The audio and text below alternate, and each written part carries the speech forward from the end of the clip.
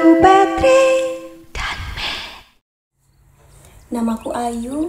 18 tahun terakhir ini aku sudah tinggal di luar negeri. Dan sekarang aku tinggal di Budapest, Hongaria bersama suami dan anakku.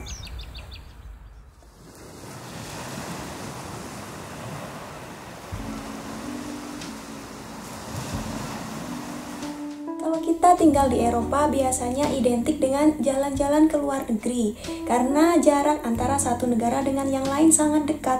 Jadi gampang sekali kalau kita mau pergi ke negara lain.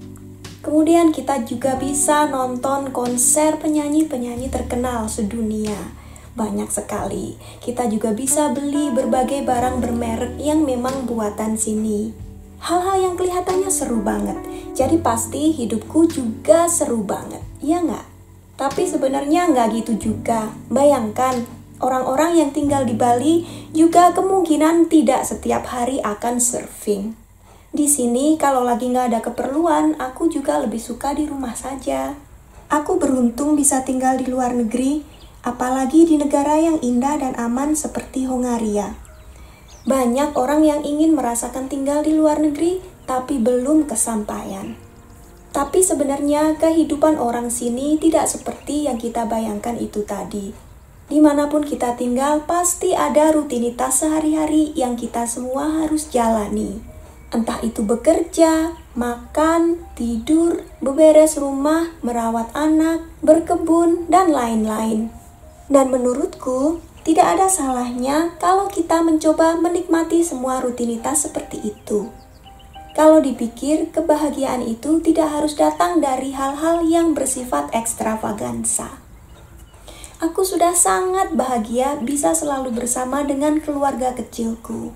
Melihat anakku tumbuh besar dan menjadi anak yang baik.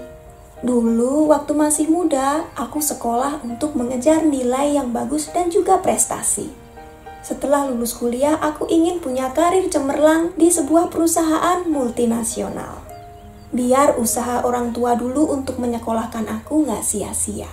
Dan aku senang banget waktu bisa kerja di kantor sesuai cita-citaku. Tapi kemudian ketika Matt mulai hadir dalam hidup kami, aku memilih untuk melepaskan pekerjaan.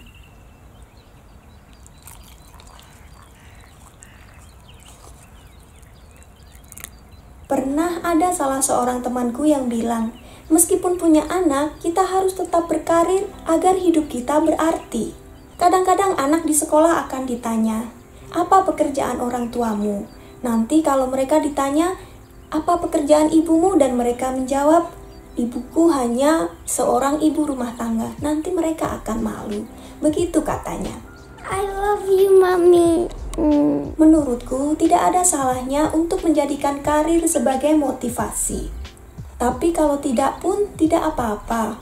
Sebelum aku berkarir, aku hanyalah seorang murid biasa. Dan hidupku tetap berarti bagi orang tua, bagi teman-teman, bagi saudara, dan orang-orang di sekitarku. Ibuku di kampung seumur hidup hanya menghabiskan waktu untuk merawat keluarga dan sekarang cucu-cucu, tanpa pernah mempunyai karir di kantor. Tapi bagi kami, anak-anak dan cucu semua, hidup beliau sangat berarti. Karir, status sosial, rumah mentereng, mobil mewah akan menyenangkan kalau kita punya semua itu. Tapi kalau tidak pun, kita tetap bisa kok bahagia. Sekarang, kalaupun aku diberikan pilihan, mau bekerja kembali di kantor ataupun tetap di rumah saja, pilihanku tidak akan berubah. Bahkan sekarang suamiku pun bekerja di rumah, jadi sepanjang hari kami bisa bersama-sama. Apa tidak bosan? Banyak yang bertanya seperti itu. Sebenarnya aku dulu bisa dibilang seorang ekstrovert. Waktu pertama datang ke sini, aku sering sekali merasa bosan, tidak tahu harus melakukan apa-apa. Dan kalau sudah begitu, aku akan merasa kesepian. Apalagi seharian suamiku kerja di kantor. Tapi, seiring waktu berjalan, aku sadar, rasa sepi dan bosan ini ada ketika kita tidak ada kegiatan ataupun teman untuk berbagi. Setelah bertahun-tahun tinggal dengan suami yang introvert, aku belajar mengamati. Hal-hal apa yang dia sukai, hal-hal apa yang dia lakukan untuk mengisi waktu meskipun sedang sendirian. Dan akhirnya, aku pun jadi bisa menyukai hal-hal itu. Kebahagiaanku tidak tergantung pada orang lain, tapi pada diriku sendiri dan bagaimana usahaku untuk menciptakan kebahagiaan itu. Aku tidak boleh mengharapkan orang lain selalu ada untukku. Apalagi teman-teman yang tentunya semuanya sudah berkeluarga sendiri-sendiri. Jadi aku pun harus mencari kesibukan untuk mengisi rasa kosongku itu tadi. Dan ketika aku sudah punya anak dan suami seperti sekarang, rasanya kebahagiaanku sudah lengkap. Bye.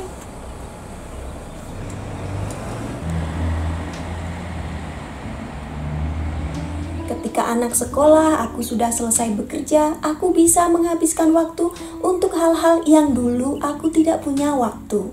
Misalnya, merawat tanaman, membaca buku, nonton TV, mencoba resep baru, atau hanya sekedar ngobrol dan tertawa bersama keluarga. Menurutku, hal-hal seperti itu sama menyenangkannya seperti hal-hal yang oleh masyarakat umum diberi label fun, menyenangkan, exciting, seru, seperti misalnya bungee jumping, jalan-jalan ke luar negeri, surfing, naik kapal pesiar, dan lain sebagainya. Mungkin ini pengaruh faktorku. Makin tua, aku makin berubah jadi introvert seperti suamiku. Entahlah, tapi aku merasa hidupku sudah sangat bahagia seperti ini. Aku suka rutinitas yang ada karena aku bisa mengontrol keadaan. Hidup kami stabil, ada rasa keamanan. Tentunya tidak 100%, tapi kebanyakan aku merasa tenang dan nyaman. Mungkin dari sudut pandang sebagian orang bisa dikatakan membosankan. Setiap hari sama saja. Dulu ada rasa malu untuk mengakui hal-hal seperti ini karena banyak sekali tekanan dari luar. Tekanan ini tidak nyata, tapi ada. Kita membuka media sosial. Kita melihat hidup orang lain begitu sempurna. Pergi ke restoran mahal, jalan-jalan ke berbagai tempat yang indah, bajunya mahal-mahal, beli tas merek tertentu. Melihat itu semua, kita merasa seperti ada keharusan. Kita harus posting hal-hal yang dianggap oleh orang banyak menarik. Kadang kita sampai harus berpura-pura untuk menyukai suatu hal yang sebenarnya kita tidak suka. Biar kelihatan keren. Kalau sudah kelihatan keren, kita mungkin akan merasa lebih bahagia.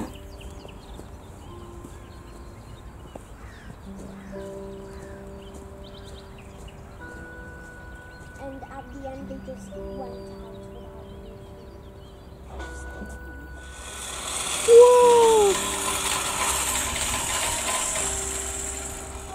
Ini sah-sah saja kalau kita memang merasa bahagia dengan melakukan hal-hal ini. Yang jadi masalah adalah ketika kita menganggap orang-orang yang tidak melakukan hal ini berarti tidak bahagia, nggak keren, hidupnya biasa-biasa saja. Ini berarti kita menempatkan kebahagiaan sebagai sesuatu yang harus kita kejar. Kita harus menghabiskan waktu, uang, dan tenaga untuk mengejar kebahagiaan ini. Kita membeli pemutih agar pacar nggak lari, beli mobil tertentu biar disukai orang lain. Mungkin ada betulnya, tapi tidak selalu. Di awal pernikahan dulu, aku fokus pada kehidupan sosialku. Kalau anak muda memang kan teman itu segalanya. Tapi begitu kita menikah, sebenarnya semua itu harus paling tidak sedikit berubah. Tapi semua itu butuh proses. Untukku juga begitu. Waktu itu aku punya anak kecil dan tinggal di negara ketiga. Nanti kasihan anakku kalau dia sampai tidak punya teman. Akhirnya aku berusaha masuk ke lingkaran pertemanan dengan orang-orang asing dari berbagai negara, dengan berbagai budaya yang berbeda. Temanku banyak dan aku pikir aku bahagia. Tapi semua itu juga menyita waktuku. Aku yang sudah capek seharian mengurus anak kecil, kemudian kadang-kadang malam-malam mereka akan mengajak keluar. Makan malam, karaoke, karena kebudayaan mereka memang begitu. Aku yang dulu belum menikah saja nggak pernah keluar malam, begitu diajak melakukan hal-hal seperti itu jadi merasa tertekan. Setiap kali ada ajakan aku harus berpikir keras untuk menolaknya. Jadinya aku tidak bahagia. Nggak fokus pada keluarga sendiri, selalu merasa capek, selalu harus memutar pikiran untuk mencari alasan untuk menolak. Jadi disitulah aku sadar, definisi kebahagiaan untuk setiap orang itu beda banget. Bagi sebagian orang, gaya hidup yang cepat, aktif, bergerak dari sini ke sana, itu sangat menyenangkan, sangat exciting. Tapi tidak untukku. Aku sekarang merasa lebih nyaman dengan gaya hidup yang membosankan seperti ini. Bisa seharian ngapain aja di rumah itu sesuatu yang harus aku syukuri. Bukan berarti aku malas, aku juga punya berbagai kesibukan di rumah. Aku juga kadang-kadang masih bersosialisasi dengan teman-teman di luar. Tapi semuanya itu aku batasi. Aku juga masih punya keinginan dan cita-cita. Tapi arahnya mungkin sudah beda. Saat ini keinginanku setidaknya adalah menjamin agar nanti kalau sudah tua aku tidak menjadi beban bagi siapapun. Sekarang ini aku bekerja keras untuk mewujudkan keinginan ini tadi, dan aku menikmati setiap prosesnya.